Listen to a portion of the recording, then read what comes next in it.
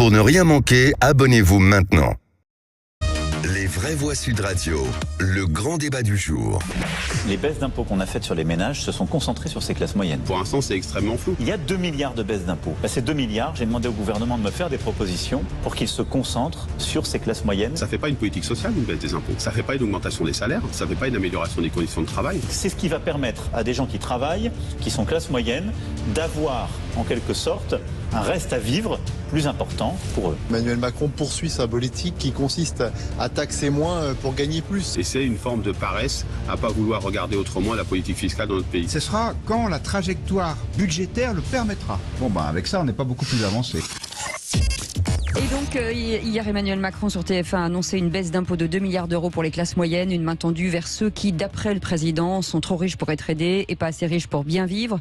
Plus de 15 millions de ménages seraient concernés selon le ministère des Comptes publics, Philippe. Oui, Cécile. Alors, cette baisse des impôts pour les classes moyennes qu'Emmanuel Macron situe entre 1500 et 2500 euros, est-ce que déjà on est dans la classe moyenne à 1500 euros puisqu'on est 8% au-dessus du SMIC? Le SMIC, c'est un tout petit peu moins de 1400 euros net aujourd'hui. Vous êtes classe moyenne. Vous avez du mal à boucler les fins de mois où vous dites, moi, je suis plutôt moyenne supérieure à 2500 euros ou 3000 euros. Qu'est-ce que vous attendez? Vous voulez quoi? Vous voulez des baisses d'impôts, des hausses de salaire? Vous voulez autre chose? De la sécurité? Vous voulez des perspectives d'avenir? Dans tous les cas de figure, venez nous le dire au 0826 300 300. Et justement, sur cette baisse d'impôts annoncée par Emmanuel Macron, peut-il reconquérir les classes moyennes? C'est un grand non à 96%.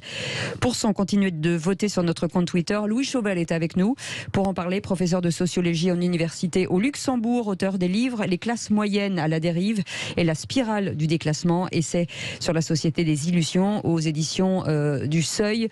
Philippe Bilger, cette proposition qui tombe du ciel, est-ce qu'on va de nouveau acheter les bas salaires? Alors je suis encore une fois sur cette proposition, n'étant pas un spécialiste de la finance, immédiatement je ne peux pas la trouver inutile. Alors elle est peut-être insuffisante, elle ne touche peut-être pas véritablement les classes moyennes. L'analyse qu'il fait sur cette catégorie sociale qui n'a pas d'aide et qui ne peut pas bien vivre, elle ne me paraît pas fausse. Mais ce qui me gêne un peu, c'est toujours sa méthode. J'ai l'impression que le président attend tranquillement de voir ce qui va surgir de la part des oppositions dans le débat public, et puis il s'en empire comme une sorte il s'en empare comme une sorte mais j'allais dire comme une sorte de vampire, précisément. J'ai l'impression qu'il vient absorber ce qui vient d'ailleurs avec une intuition relativement perverse, et au fond à chaque fois il se saisit des sujets, à la fois probablement parce qu'il y croit un peu, mais surtout parce qu'il veut vider le terrain autour de lui. Françoise Degois. Oui, moi je résume ça, je suis d'accord avec Philippe sur la stratégie des parts de marché. Vous savez, on fait tourner la machine, alors quelle est la part de marché, quelle est la préoccupation, et je donne des garanties à la préoccupation. J'ai rien à dire sur le fait qu'on baisse les impôts de 2 milliards pour les classes moyennes. Je serais intéressé d'entendre Louis Chauvel sur sa définition à lui des classes moyennes. On va lui donner la parole dans quelques instants. Mais juste, je dis toujours en race gratis. Vous savez, Emmanuel Macron, c'est quand même le roi de l'annonce suivie de rien souvent et sans lendemain. C'est pour ça que là où je rejoins Philippe sur les oppositions, mais pas pour les mêmes raisons, je pense que tout le monde a tort de s'énerver et de monter dans les tours sur l'intervention d'hier. C'est une intervention prise dans un grand plan de communication, de saturation médiatique pour essayer de regagner 1 ou 2 points dans les sondages, en tout cas enrayer la chute. Et donc on rase gratis, on prend des parts de marché, je donne aux classes moyennes, après je vais donner à la droite sur l'immigration, après à chaque interview une part de marché. Et c'est ça que je trouve tout à fait néfaste en fait. Jean Dorido. Oui, c'est que vraiment Monsieur Macron, c'est vraiment Monsieur carnet de chèques, quoi. Il a fait le quoi qu'il en coûte pendant la pandémie. Là, il baisse les impôts de 2 milliards. C'est-à-dire qu'il paye. La France a des dettes. La France a besoin d'argent. Et puis surtout, Monsieur Macron est un président qui n'a pas de vision. Les classes françaises, qu'elles soient moyennes ou pas moyennes, ont besoin d'une vision. vision, d'un projet d'avenir. On avait ce monsieur, lors de son premier mandat, qui était plein d'énergie, plein d'enthousiasme pour réinventer la France. Et là, il n'y a pas de vision. Alors, effectivement, il baisse les impôts. On bouche les trous. Il bouche les trous, il met des rustines un peu partout. Personne n'est satisfait. Il est de plus en plus impopulaire. Et il n'y a pas de projet, de vision pour la France. Louis Chauvel, la vraie question, c'est de se dire, par rapport à hier, quelle est la différence avec les classes moyennes d'hier et d'aujourd'hui? Est-ce que entre 1500 € et 2500 €, est-ce qu'on est vraiment dans les classes moyennes? Des classes moyennes, pour être clair, on est au-dessus des catégories populaires, on est vraiment dans une catégorie de la population française qui était jusqu'à présent bien intégrée, mais ce qui est intéressant, c'est de voir 15 ans après, un peu plus, que le président Macron recite quasiment à l'identique une très bonne définition donnée par Nicolas Sarkozy. Les classes moyennes, ce sont les gens qui sont trop riches pour être pauvres et trop pauvres pour être riches. C'est clair que ça représente, quand on regarde à la calculette et avec les stats de l'INSEE, c'est environ une grosse moitié de la population française qui se trouve à 35 000 € par an, une fois tout payé dans la famille, à plus ou moins 20%. Ce que propose le président Macron, c'est d'aider plutôt le bas de cette catégorie-là. Mais quand on ressort on va dire de façon très claire la calculette, on voit que ce sont quand même 30 millions de Français qui se trouvent dans ce braquet-là. 2 milliards d'euros, il faut poser la question, est-ce que c'est chaque année à chaque exercice fiscal, ou bien est-ce que c'est sur plusieurs années, sur les 3 ans qui restera au président Macron une fois que la décision est implémentée? Si on est là-dessus, il faut voir quand même qu'il s'agit pas tellement plus de 800 € par an par tête de classe moyenne. C'est un petit 13e mois, mais c'est pas ça qui va changer la face du monde. Et ce qui est très problématique depuis Nicolas Sarkozy, depuis 15 ans, c'est que ces classes moyennes ont fait face à une inflation des prix de l'immobilier absolument considérable. C'est-à-dire que des jeunes des classes moyennes qui rentrent aujourd'hui dans le marché du logement, ils font face à des prix du mètre carré qui sont 2 fois supérieurs à ceux qui existaient il y a une vingtaine d'années. En une génération, en 30 ans, les jeunes des classes moyennes constatent qu'avec le même diplôme, ils ont baissé en termes de catégorie socio-professionnelle et en termes de consommation, la situation est nettement pire. Et pourtant, ce sont des gens qui, pour l'essentiel, travaillent dur et ont la mémoire de ce que leurs parents ont raconté sur la dynamique des classes moyennes dans les années 70, dans les années 80, où ces classes moyennes fabriquaient la France, fabriquaient de façon autonome par leur travail, étaient au centre des progrès de la société en termes de conditions d'emploi, de protection sociale, d'aide, non pas d'aide, mais de droits sociaux conquis, mais surtout, c'était un nouveau style de vie, le style de vie des classes moyennes, c'est-à-dire une semaine de vacances au ski en hiver, 2 à 3 semaines en été, et mener ses enfants au-dessus de soi grâce à l'école, c'était le grand projet des classes moyennes des années 1990, 1980, à l'époque de Mitterrand et d'avant. Et c'est clair que ce ne sont pas 800 € de plus qui vont changer les choses. Les classes moyennes, elles ne font pas la mendicité, elles n'attendent pas des exonérations fiscales, elles veulent du travail qui rapporte. Louis Chauvel, les vraies voix.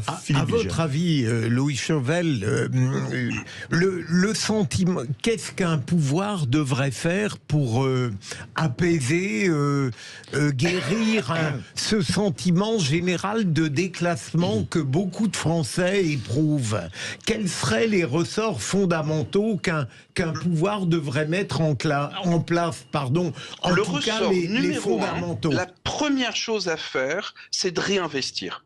C'est-à-dire que les classes moyennes salariées telles qu'on les a connues, c'est le résultat des investissements massifs de la fin de la 4e République et voilà, du général de Gaulle, si vous voulez. Il y avait une période où effectivement l'État faisait pas de dette et il investissait dans tout ce qu'on a connu aujourd'hui comme étant EDF, la SNCF, la santé, l'éducation et tout un ensemble d'entreprises privées, parfaitement privées, mais avec des contrats d'État et un contrôle de l'État dans le sérieux de l'investissement qui a été réalisé. Et ce qui inquiète les Français de classe moyenne aujourd'hui, c'est que cette possibilité, ce style de vie de confortable gagné par le salaire, c'est quelque chose qui est de plus en plus difficile et qu'il faut vraiment monter vers les élites, médecins spécialistes ou en grande école pour échapper au malaise profond qui n'est pas simplement un malaise idéologique, c'est aussi un malaise matériel des classes moyennes d'aujourd'hui. Jean Doridou et Louis Chauvel court parce qu'après ça réagit beaucoup au 0826 300 300. J'aurais une question pour Louis Chauvel, c'est que j'ai le sentiment que la France se désindustrialise depuis très longtemps et un pays en fait qui se désindustrialise, c'est un pays qui se tiers-mondise. Parce que quand il n'y a pas d'industrie, on devient comme un pays du tiers-monde, il n'y a plus de classe moyenne. Et il me semble, et j'aimerais avoir votre avis de sociologue sur le sujet, que le problème majeur de la France, c'est qu'il n'y a plus d'industrie, il n'y a plus de manufacture, il n'y a plus de savoir-faire. La Chine a des usines, il y a une classe moyenne qui apparaît. En France, il n'y a plus d'usines, la classe moyenne disparaît. Une réponse courte, Louis Chauvel. Des savoir-faire en France, il en existe. Le problème, c'est que ce sont aussi des techniciens, des ingénieurs, des gens très qualifiés qui partent au Québec, en Suisse ou ailleurs parce qu'ils savent que sur d'autres marchés, ils arriveront à faire ce qu'ils ont envie de faire. C'est pas que de l'argent, c'est aussi des responsabilités.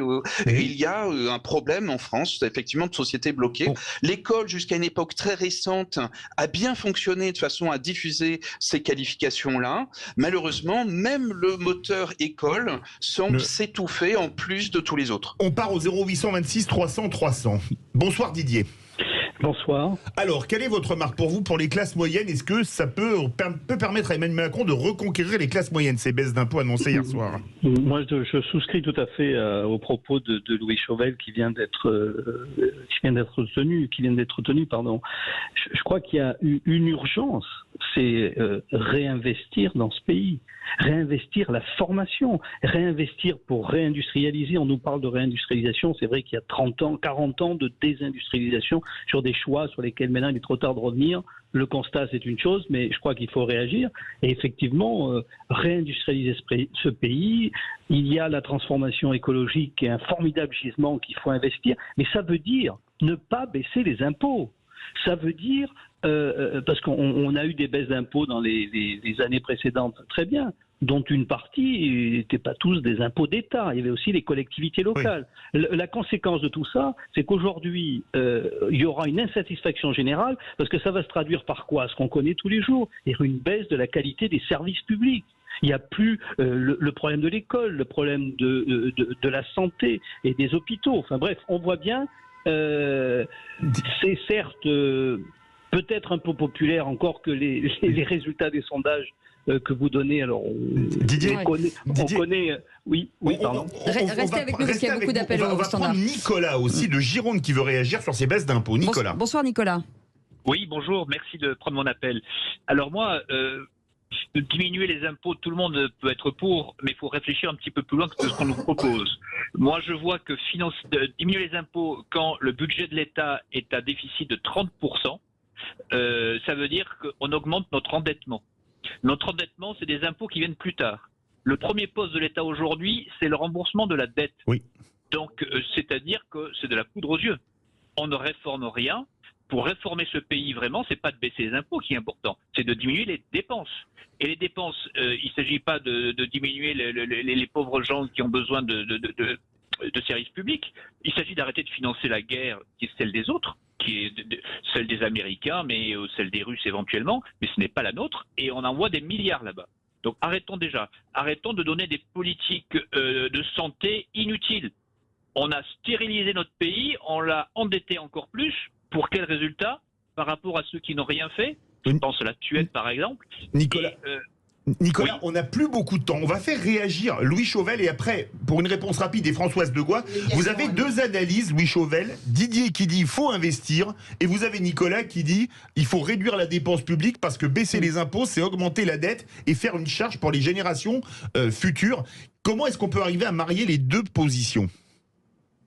C'est l'équation extrêmement difficile du président Macron aujourd'hui. C'est le fait que voilà, il y a une contrainte budgétaire. On ne peut pas donner de l'argent aux classes moyennes par des réductions fiscales et en même temps avoir un pays qui investit et qui fonctionne bien. Et là, on est face à une impossibilité de plus en plus forte. On est confronté au mur. Il y a 15 ans, à l'époque du président Sarkozy, on était déjà proche du mur. Là, on est vraiment face au mur ou dans le mur, et il est certain que la priorité numéro 1, c'est d'arrêter de dépenser l'argent par la fenêtre sans regarder très exactement ce qui se fait, et regarder aussi ailleurs en Europe ce que l'on fait des universités, ce que l'on fait d'investissement public dans les entreprises dynamiques. Et effectivement, il y a des exemples à suivre en Suisse, en Suède, dans beaucoup d'autres pays encore. Et effectivement, chaque fois que je reviens en France pour voir ce qu'est une université et même une grande école, je suis assez inquiet de ce qui s'appelle l'investissement dans l'avenir des jeunes générations, parce que même les jeunes en grande école, c'est pas terrible. Louis Chauvel, je rebondis sur ce que disait Jean tout à l'heure. Est-ce que là, on bouche un petit peu les trous, on propose ce que certains appellent des mesurettes, même si le chiffre a l'air énorme, pas si énorme que ça finalement. Est-ce qu'il y a une vision chez Emmanuel Macron aujourd'hui? Est-ce qu'on a vraiment une vision? Malheureusement, chez le président Macron, comme chez ses prédécesseurs depuis quelques décennies, il y a surtout de la communication au jour le jour et l'occupation permanente d'un terrain médiatique auquel nous réagissons tous à la radio ou dans les amphithéâtres. Voilà. Mais malheureusement, ça ne suffit pas à faire une politique de long terme. Oui. Nous manquons de politique de long terme. Il ne s'agit pas de faire des effets d'annonce tous les jours ou 3 fois par jour. Il faut véritablement se remettre à travailler. Et à parler autant, on se pose la question, mais comment est-ce qu'on travaille à l'Élysée? Pardon, c'était une... Oui, parce que là, on peut pas lui faire ce procès quand même de la même manière qu'on va pas faire le procès de quoi qu'il en coûte. Je rappelle qu'entre la France, l'Italie, l'Allemagne et l'Espagne, ces 4 pays ont sauvé 60 millions d'emplois en pratiquant l'aide d'État. Donc c'est quand même très précieux ce qu'ils ont fait. Quel que soit ce que ça a coûté, on peut pas faire ce procès à Macron, je pense. Une simple question, est-ce qu'au fond, ce qui n'est pas en cause... Bon, c'est bien sûr la redistribution, le manque de salaire, le travail qui paye vraiment. Est-ce que ce qui n'est pas en cause, c'est les différentes tranches selon vous? Est-ce que finalement, si on changeait les tranches, si on en rajoutait... Il nous reste 20 secondes. 20 secondes pour répondre. Louis Chauvel. Il a le temps. Bon, pour synthétiser, on peut découper les classes moyennes qui sont nombreuses entre le bas et le haut en différentes tranches pour donner plus aux uns et moins aux autres. Ça ne fait pas une politique de long terme. Ce qui fait une politique de long terme, c'est véritablement se remettre à voir comment fonctionne le monde industriel du XXIe siècle ici en Europe et ailleurs, pour voir comment on peut recréer de la compétitivité. On a sauvé des emplois, mais pour combien de temps? C'est ça la question, c'est le problème. On sauve des emplois qui risquent de disparaître à très court terme, mais 5 ans après, on a les mêmes fermetures d'usines. Ce qu'il faut faire, c'est des rouvertures d'usines pour recréer. On le voit avec les centrales nucléaires. Il y a des besoins de qualification énormes qui, malheureusement, sont partis dans d'autres pays. Merci beaucoup, Louis Chauvel, d'avoir été avec nos professeurs de sociologie en université au Luxembourg, auteur de ces livres Les classes moyennes à la dérive et spirale du déclassement, essai sur la société des illusions, publié au Seuil. Merci beaucoup Didier, merci beaucoup Nicolas. 0826 300 300. Est-ce que vous connaissez qui c'est qui l'a dit? Eh ben, c'est le nouveau nom de... Ça a changé. C'est le nouveau nom. Ça a changé. Avant cette épreuve. À tout de suite.